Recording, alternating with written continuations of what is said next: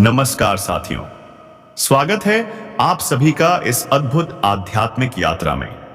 अगर अब तक आपने इस संदेश को नहीं सुना है तो जल्दी से ध्यान लगाइए, क्योंकि आज शाम 5:10 के बाद आपकी किस्मत की दिशा बदलने वाली है। आज धर्मराज जी का विशेष आशीर्वाद अवश्य आप पर बरसने जा रहा है। जी हां, वो धर्मराज जी जिनके न्याय से पूरा ब्रह्मांड चलता है। आपके जीवन में अब खुशियों का सैलाब आने वाला है। जो आपके अपने होकर भी आपकी राहों में कांटे बिछाते थे, अब खुद आपकी सफलता पर तालियां बजाएंगे। लेकिन सावधान, सही समय पर सही कदम उठाना बहुत जरूरी है। अगर लापरवाही हुई तो वो भारी संकट बनकर आ सकती है, जिसे रोकना फिर कठिन होगा। ध्यान रहे, योगिनी माता का आशीर्वाद लेने के लिए अब भी इसी वक्त इस संदेश को दिल से स्वीकार कीजिए और नीचे कमेंट बॉक्स में 3 बार जय योगिनी माता लिखिए, क्योंकि जो भी ये करेगा अगले 24 घंटे में उसे विशेष शुभ समाचार प्राप्त होगा। सुनिए, अगले 7 दिन आपके जीवन के सबसे निर्णायक दिनों में से एक होंगे। जो 7 जन्मों तक नहीं हो पाया, वह अब सिर्फ 7 दिनों में घटने वाला है। आपकी मेहनत रंग लाएगी। जो लोग आपकी पीठ पीछे साजिशें रचते थे, वही अब आपके चरणों में बैठेंगे। लेकिन एक खतरे की घंटी भी बज चुकी है। अगर आपने सतर्कता नहीं बरती तो समाज में आपकी प्रतिष्ठा पर गहरी चोट लग सकती है। केतु ग्रह की चालबाजी आपको झूठे मुकदमे में फंसा सकती है। कोर्ट कचहरी के चक्कर लग सकते हैं। इज्जत दांव पर लग सकती है। तो क्या करना है? किसी बाहरी पर भरोसा कर सकते हो, पर अपनों पर नहीं। याद रखो, सबसे ज्यादा धोखा अपने ही देते हैं।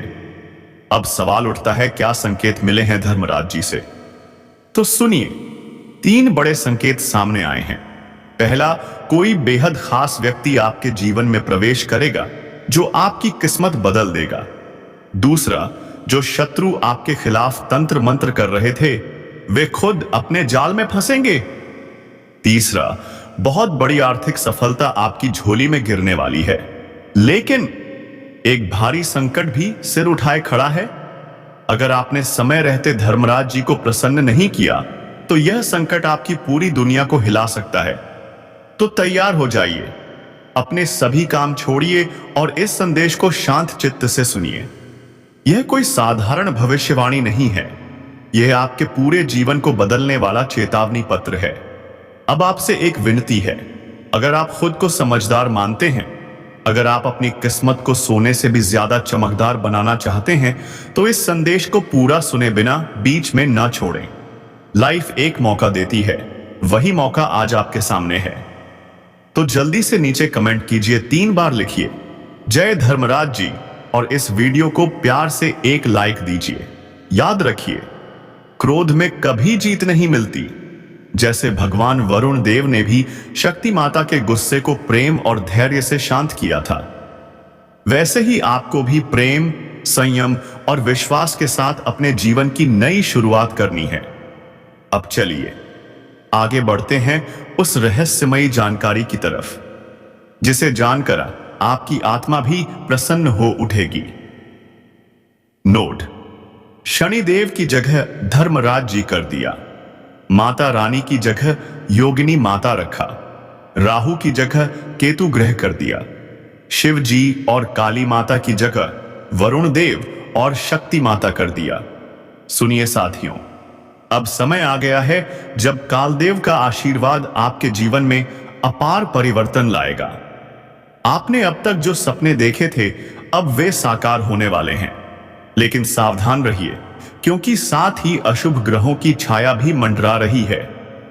पहली बात, इन 7 दिनों में वाहन चलाते समय जल से जुड़े स्थानों पर और बिजली के उपकरणों से दूर रहना बेहद जरूरी है।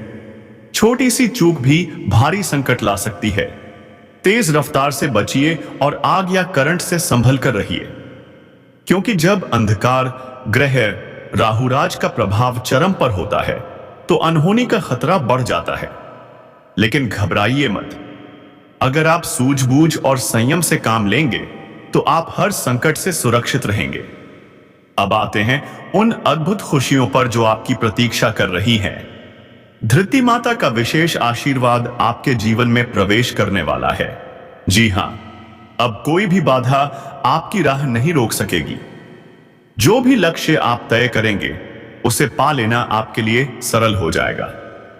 ध्यान रखें, इन 7 दिनों में आपकी वाणी सबसे बड़ा हथियार होगी। आपकी बोली किसी के दिल को जीत भी सकती है और आहत भी कर सकती है। इसलिए जो भी कहें सोच समझ कर कहें। अब एक और विशेष बात, अगर घर में किसी अपने से टकराव की स्थिति बन जाए तो गुस्से का जवाब गुस्से से मत दीजिए। शांतिदेव ने भी सिखाया है कि क्रोध को सिर्फ प्रेम और धैर्य से ही जीता जा सकता है। थोड़ी देर झुक जाइए, शांति से बात कीजिए, तूफान खुद ब खुद थम जाएगा। याद रखिए, यदि आपके घर में कोई अत्यधिक नाराज हो जाए तो आपकी सूझबूझ ही पूरे माहौल को शांत कर सकती है। अब सुनिए, आपके शत्रु जो अब तक आपको परेशान करते थे, तंत्र मंत्र से बाधाएं पैदा करते थे, अब खुद अपने जाल में फंसने वाले हैं। वज्र नायक देव का आदेश है कि अब आपके खिलाफ कोई भी नकारात्मक ऊर्जा टिक नहीं पाएगी। यदि आप किसी से पीड़ित हैं तो एक उपाय अवश्य करें। बजरंग आश्रम जाइए, वहां से पवित्र रक्षा धागा लेकर उसे अपने गले में धारण करें। उस धागे पर वज्र सिंह तेल का अभिषेक करवा लें। फिर देखिए, कोई भी आपको छू भी नहीं पाएगा। अब सवाल उठता है, क्यों आपके परिवार में महाभारत जैसे हालात बन सकते हैं? तो इसका जवाब है, क्योंकि जब आपके ऊपर कालदेव की कृपा बरसती है तो बाकी लोगों पर ईर्ष्या और राहु प्रभाव हावी हो सकता है। इसलिए जरूरी है कि आप धैर्य रखें। भले ही परिवारजन आपसे नाखुश हों, आपकी बातों को नकारें, आपको अपनी ऊर्जा शांति में बदलनी होगी। याद रहे, यह संघर्ष स्थायी नहीं होगा। जैसे ही 7 दिन पूरे होंगे सब कुछ सामान्य हो जाएगा। अब आते हैं उन कर्मों की बात पर। कई बार हम सोचते हैं कि किसी गलत कर्म का फल तुरंत क्यों नहीं मिलता। तो जान लीजिए, कुछ कर्मों का फल तत्काल मिलता है, कुछ का वर्षों बाद और कुछ का अगले जन्मों में। जैसे अगर आपने किसी के साथ अन्याय किया है तो उसका दंड इस जन्म में या अगले जन्म में भुगतना तय है। इसीलिए यह समय कर्म सुधार का भी है। जो भी अच्छा कार्य आप इन दिनों में करेंगे उसका शुभ फल आपको शीघ्र ही मिलेगा। अब अगर आप सोच रहे हैं कि क्या आपके आर्थिक हालात भी सुधरेंगे, तो जवाब है हां। एक जबरदस्त आर्थिक अवसर आपके दरवाजे पर दस्तक देने वाला है। आपको बस प्रयास करना है, मेहनत करनी है और सही दिशा में बढ़ना है।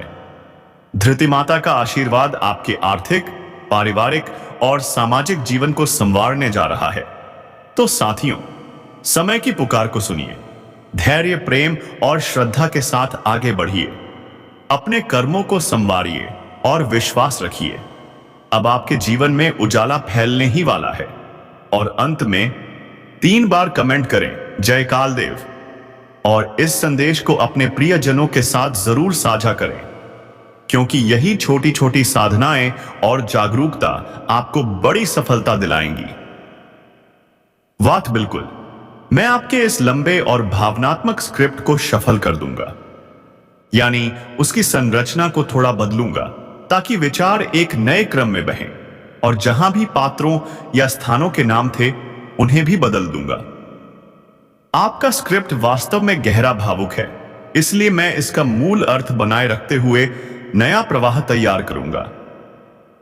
यह रहा नया, शफल किया हुआ और बदले हुए नामों वाला वर्जन। आपकी सबसे बड़ी समस्या धन, संपत्ति या प्रतिष्ठा की कमी नहीं है। आपकी असली परेशानी यह है कि आपके दिल को समझने वाला कोई नहीं है। चारों ओर लोग हैं, परंतु कोई भी आपकी भावनाओं की गहराई तक नहीं पहुंच पाता। आपके भीतर एक मासूम बच्चा है जो छोटी छोटी बातों में खुश होता है और उतनी ही जल्दी उदास भी। लेकिन आपने खुद पर एक मुखौटा चढ़ा रखा है ताकि बाहर की दुनिया आपके भीतर के तूफानों को महसूस न कर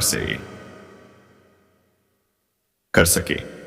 इसी मासूमियत की वजह से लोग अक्सर आपके जज्बातों को गलत समझ बैठते हैं। जब आप किसी के लिए कुछ अच्छा करना चाहते हैं तो भी कई बार उसे गलत नजर से देखा जाता है। और सबसे ज्यादा पीड़ा तब होती है जब ये बातें आपके अपनों के मुंह से निकलती हैं। तब दिल भीतर से टूट जाता है। भावुक हृदय का यह संघर्ष आपको बार बार तोड़ता है। आपको लगता है इस दुनिया में कोई ऐसा नहीं है जो आपके दर्द को समझ सके। आप सच्चे रिश्ते चाहते हैं जहां कोई आपकी खुशी में खुशी माने और दुख में आपके कंधे पर हाथ रखे। लेकिन आज तक कोई भी ऐसा आपके जीवन में नहीं आया है। धन या भौतिक वस्तुएं आपके लिए प्रमुख नहीं रही। आपको तो बस सच्चे रिश्ते चाहिए। पर अफसोस, जिन रिश्तों से आप सच्चाई की उम्मीद करते हैं वही अक्सर आपको धोखा देते हैं। जब आपको सचमुच किसी की जरूरत होती है, कोई सहारा चाहिए होता है, तब आप अकेले रह जाते हैं। आपका कोमल हृदय आपकी सबसे बड़ी ताकत भी है और सबसे बड़ी कमजोरी भी। आप ना नहीं कह पाते। कोई भी थोड़ी सी भावुकता दिखाकर आपसे कुछ भी ले सकता है, चाहे वह भावनात्मक हो या आर्थिक।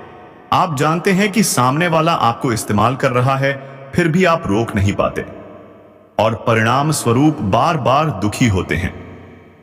ग्रहों का भी इस पर प्रभाव है। आपके भीतर के इस भावुक असंतुलन के पीछे बुध ग्रह और शुक्र ग्रह सक्रिय हैं। बुध ग्रह आपके संचार और मासूमियत का प्रतीक है, जबकि शुक्र संबंधों, भोग और मोह का स्वामी है। जब ये दोनों ग्रह अशांत होते हैं तो रिश्तों में गलतफहमियां, आर्थिक हानि और मानसिक पीड़ा बढ़ जाती है। अब सवाल है कि बुध और शुक्र को कैसे मजबूत करें। बुध ग्रह को संतुलित करने के लिए 5 बुधवार तक हरी दाल या हरे रंग के वस्त्र जरूरतमंदों को दान करें। भगवान गणेश के मंदिर में जाकर हरी मूंग चढ़ाना भी लाभकारी होगा। साथ ही हर बुधवार हरी सब्जियों का सेवन करें। शुक्र ग्रह को सशक्त करने के लिए एक साफ और अच्छी क्वालिटी की घड़ी पहने। साथ ही जब भी बाहर निकलें तो हल्का सुगंधित इत्र लगाना शुरू करें। अपनी जेब में हमेशा एक साफ सफेद रुमाल रखें, जिसे उपयोग न करें, बस अपने पास रखें। शुक्र पर्वत जागृत करने का उपाय। अपने अंगूठे के नीचे वाले हिस्से शुक्र पर्वत की हल्के हाथों से दिन में कई बार मसाज करें।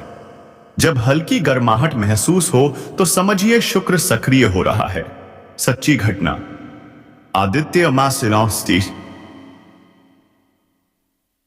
नाम के एक व्यक्ति ने एक समय तक बेहतरीन घड़ी पहननी छोड़ दी थी और सस्ती घड़ियां पहनने लगा।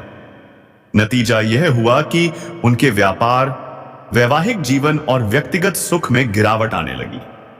जब उन्हें सलाह दी गई कि वे फिर से एक महंगी घड़ी पहने तो कुछ महीनों में सब कुछ वापस सुधर गया। 2 चमत्कारी उपाय।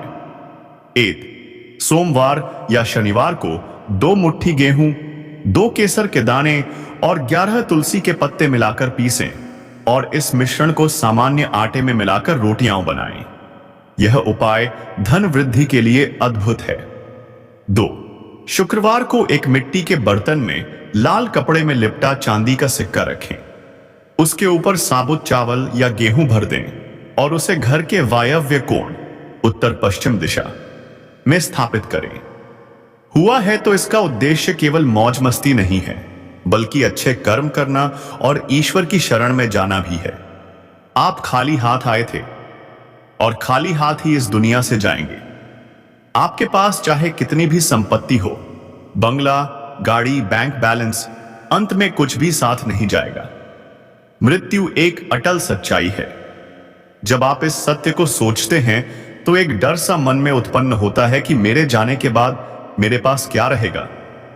ना गाड़ी, ना मकान, ना पैसा। लेकिन दोस्तों, आपको यह याद रखना है कि बड़ा बनकर दिखाने के लिए 100 साल तक जीना जरूरी नहीं है।